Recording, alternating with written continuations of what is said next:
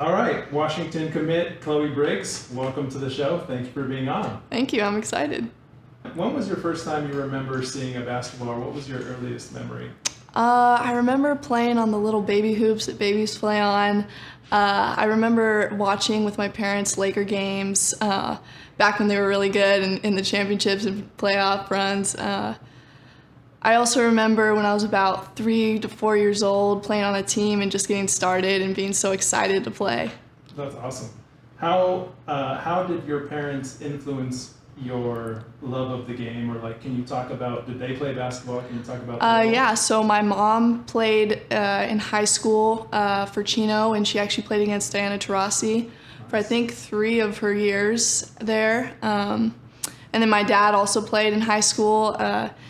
I mean, if you met him, you probably already heard this story, but he always brags about how he scored 28 points against Casey Jacobson.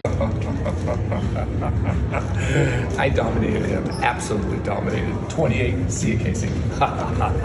He's like, he went in the NBA and was like a great defender. One thing that he doesn't tell in the story though is that Casey Jacobson scored 30 on him. So, Of course. How old were you when you first fell in love, or when you first remember falling in love with basketball? I wouldn't say there's a moment. I just always remember loving it. Just even when I was small, like just playing. Like I would just always want to play. Like we had a little hoop in the backyard and I would just go shoot. I just love to play 2K. I love to watch basketball. Like everything was just basketball. It just brought me so much joy. Who were the role models in your life that helped influence that sort of falling in love with the game, whether it be family members or your friends or your coaches or even athletes that you would watch on TV? I think starting young, it was probably my parents just encouraging me and always being there. And then as I got older, I just loved to watch Kobe and the way he played so hard and his mentality on the game and how he always worked so hard. I also love the way Sabrina Ionescu plays. I really like to model my game after her, the way she just rebounds, passes the ball, gets a bucket, she can shoot it. I really, really love how she plays and would like to one day be able to play like her. Absolutely. And how would you say that since you were young and it was a fun hobby and you grew into loving it, how would you say that love has grown or evolved as you've gotten older and now you're getting to a point where, it's going to start consuming your life a lot more in college, right? It's sometimes can be a point where people either quit or they get a lot better. So how would you say your love for the game has grown? I think there's a lot of ups and downs. I think the thing that really makes you fall in love is when you have people around you that love you and encourage you and that also love the game. It really makes you, come together to want to win. I think that's something that's super important, is to have people supporting you and around you that want to work for the same goals as you. So speaking of that, talk about how the relationships that you've had in the past with your teammates have helped you with, still remaining in love with basketball, or, those things sound like they're really important to you. Can you talk about some of those relationships? Yeah. Well, I think it's just so important to have teammates that want to win, and especially when I had, Hannah, Shay, Elle, they're always saying, like, let's go win, let's go get this dub. Like, everything is, let's just win a game. Like, that's just everything to us. And not to mention, they want to have fun while doing it. And that's something that I think made us different. Not only did we want to win together, but we wanted to have fun together. And I think that's something special. And that must have influenced your college commitment. Can you talk about how, were you always looking and considering Washington, or was it like when you saw the commitment from your three teammates, former teammates, then you started seriously considering? Can you talk about like that journey? Well, I think when Coach Langley came into Washington, she right away, I think, started recruiting me and Hannah and Elle, I think all at the same time. I wouldn't say that I was one of my top 3 yet, but I think as I continued to talk with this coaching staff, all the assistants there, just the way they seemed so genuine about everything, it really made it more exciting. And then about a month later, Hannah and Elle commit, and I'm like, oh my goodness, like maybe I could play with my best friends, and that also excited me. And then they continued to recruit me, and it just seemed like something special and something that was for me. That's awesome. What do you say to people who say that you're just going there to play with your friends, or like, I think people sometimes undervalue the component of like having fun is something that should be important to you. You shouldn't want to go and make your life more difficult, right? Yeah, well, the first thing is I told myself, and I said to myself, if Hannah, Shay, and Elle were not at Washington, would you still want to go there? And yes, I would, because just the coaching staff and the culture that they build there is it's so different and it's special, and I think it's something that I would want to be a part of no matter what, no matter who's there. But yeah, I mean, I learned throughout the past couple years that being around people that you love and playing with people that you love, it makes your love for the game thrive. It makes it better. It makes, when it gets hard and you're losing games, or, you're in the weight room and you're tired, I think having people around you that want to encourage you and want you to get better is something that is so important to help you, keep going and want to be better. Absolutely. Makes sense. Can you talk about, because I noticed for you, and especially coming into your senior year in high school, you've been in both positions where in club, you are one out of 2 or 3 options, and in high school, you're the number 1 option, and you are the singular focus of every defense, getting double and triple teamed constantly. Can you talk about what you've learned from each playing style, and maybe which playing style you prefer, if you have one? Playing in high school, I had to learn how to sometimes keep the ball and how to know when to use my teammates. I think that was something that was really good for me to learn, like when I need to get a bucket. But playing club, playing with people who are better players surrounding me is something that I would say I like more, because one of the things about basketball that I love the most is sharing the ball and moving and running an offense, and that's something that I want to get better at and something that brings me joy. Basketball is made to play as a team, and I really enjoy that. What are the criticisms you hear the most about you as a player and your playing style, and how do you react to those things? I mean, the biggest thing I hear, obviously, is that I'm, too skinny, too fragile, and that's something that I completely agree with, and that's something that I need to work on. I've started working on it ever since I committed. That's my biggest priority right now, is getting stronger, getting more muscle, so that I can compete, because I know that in order to play at a high level in college, I need to get bigger and stronger to be able to compete with these girls who are a lot older than me and bigger than me. How has the coaching staff at Washington helped, or how are they helping prepare you for that moving forward? They're just encouraging me to get stronger, and I mean, it's something that they're not forcing me, but I want to. They're being honest with me and telling me, like, in order to play at that level, I need to get stronger. And I mean, I want to play, so I'm going to get stronger. Absolutely. Looking back at your last 3 high school seasons, you lost in the CIF finals each time. What would you say that you've learned, or what experience have you gained, what lessons have you learned from each of those losses, each of those playoff runs, because they've each been different, but they've ended, sort of culminated in the same result. And how can you use that lesson for your last year? Losing 3 years is horrible.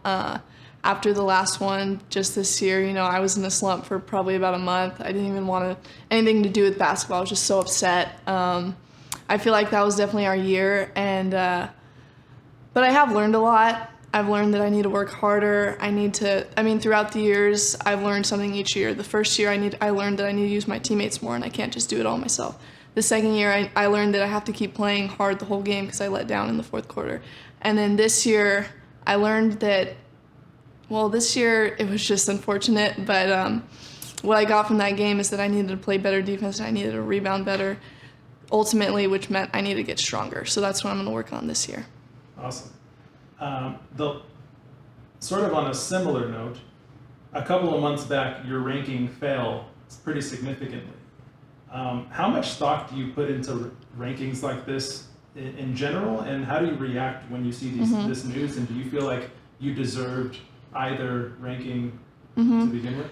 Right when I saw it, I was upset for about 5 minutes. I was like, man, like, but after that, I realized, like, that's not really what matters. It's just the rankings, but it does mean that I need to get better, and it does mean that people are thinking that there's girls who are better than me out there. So, I mean, I need to fix it. I need to get stronger. I need to get in the gym. I need to work harder. I'm not going to complain about it. I just need to work harder. Absolutely. Your sophomore year, I want to bring up a moment that I thought was pretty special because I hadn't seen this yet, but your sophomore year against Chaparral, at Chaparral, you had a game where I don't remember how many points you scored, but you had this back and forth with the crowd. And at one moment, they were chanting overrated, and by the end of the game, they were bowing down to you and taking selfies with you.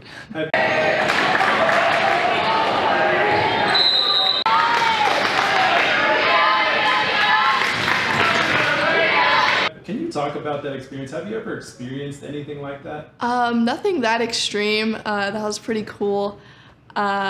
Literally the whole first half, they were just, talking to me. I'm running down the court and they're saying things, chanting overrated. But it kind of just made me smile. It kind of got me excited. It kind of fueled my fire. And then, like, one time I looked at the crowd after I made a three, and normally I don't ever, get into anything, but then they started talking back, and then by the fourth quarter, they started chanting underrated, which was pretty funny. And then even after the game, they came up to me and asked me for a selfie, and I'm like, okay, you're gonna be like that during the game and then ask me for a selfie, and I was like, okay. And then they all followed me on Instagram, and then they DM'd me, when's your next game? And they lived all the way up in Chaparral. I'm not sure where that is, but they drove 3 hours to the CIF championship to come and watch, which was pretty crazy. And they were going crazy in the crowd. Yeah, they were in the front row of our student section. With pool floaties. With pool floaties, yep. That's awesome. Can you talk about, going into your last year at OC, can you talk about what you're most appreciative of Coach Matt and how you both have grown individually and collectively throughout your 3 years? I would say I'm definitely most appreciative of the way that literally anytime I text him, he gets in the gym with me. Like this morning I text him, hey, can we get in the gym tomorrow? He's like, let me see the availability, 9 a.m. He texts me and I'm like, okay, I'll be there. He's always, always, always there for me whenever I ask. Not to mention he gives me the green light. He trusts in me. I've trusted him, and he's just probably the best coach I could ever ask for. Talk to me about what you're most appreciative of Coach George and what he's taught you throughout your age. Yeah, well, Coach George has coached me for like 5 years. He's taught me how to play better defense. He's taught me how to take charges. He also taught me how to play more slow and slow down in a more mature way and not to get too crazy with all my passes. Yeah, but he's always been there for me and always trusted in me. That's awesome. Can you give me an idea of like who are your favorite players? Who are your favorite players that you've ever played with? Like you don't have to give me a top 5 or a top 10 list, but like from middle school or even as far back as you can remember, who are some of the players that like you really loved playing with? And why? In 5th and 6th grade, I played with Jada Curry. She's an amazing player. We won a lot of games on that team, and that was really fun. Okay. And then from that team, I think I went to Storm and started playing with Hannah. She's definitely probably my favorite player to play with, just the way we can play off of each other and the way we almost can read each other's minds. I also like playing with Elle. She's all over the place. She works so hard. She gets every rebound.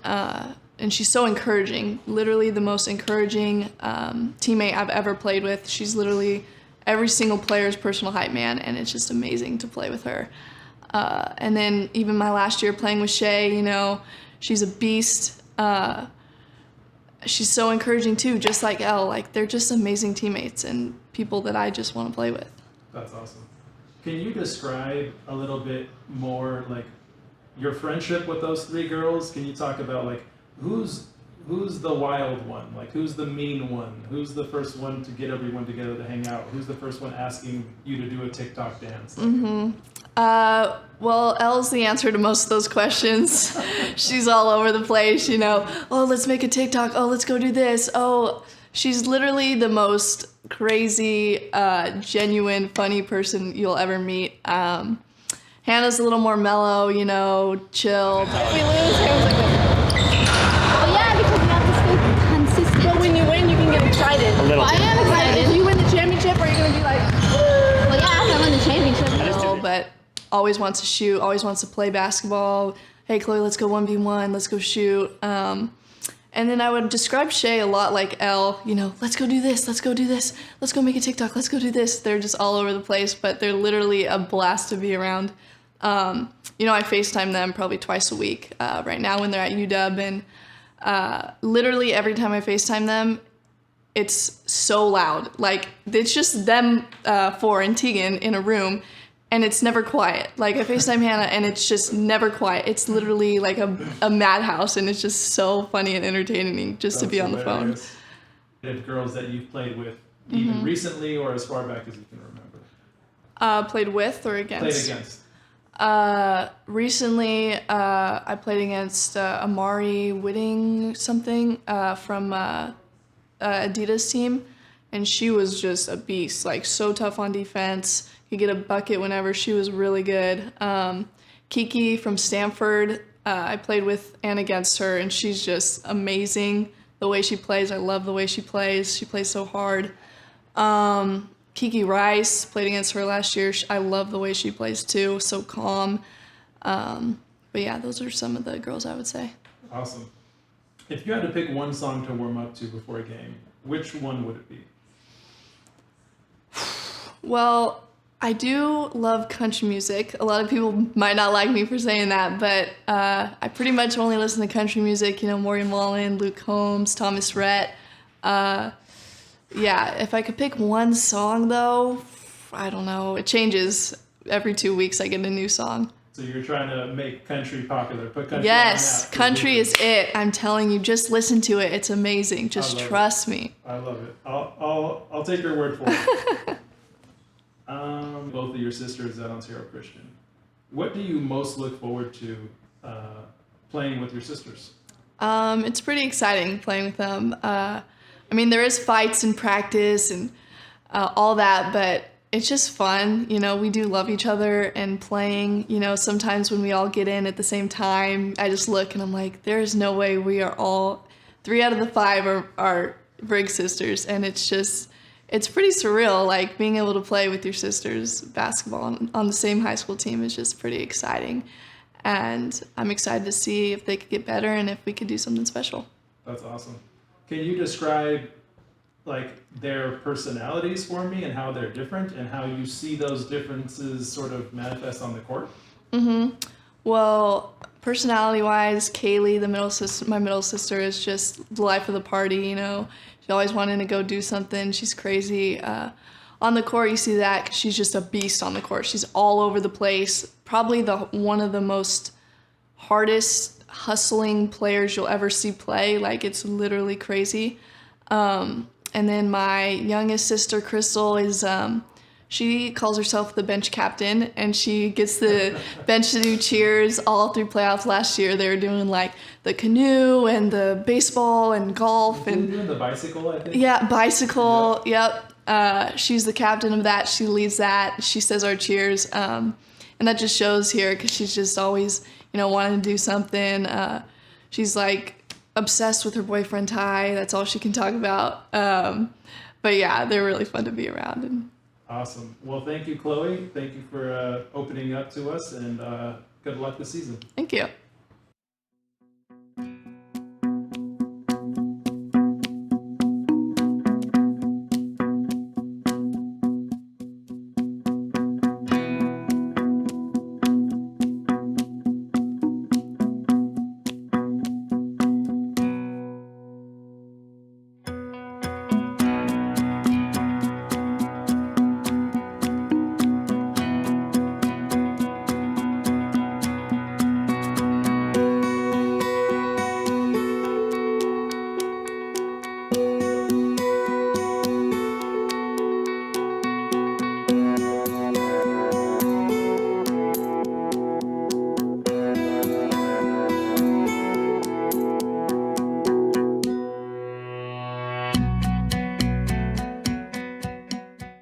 That was easy. That's a wrap.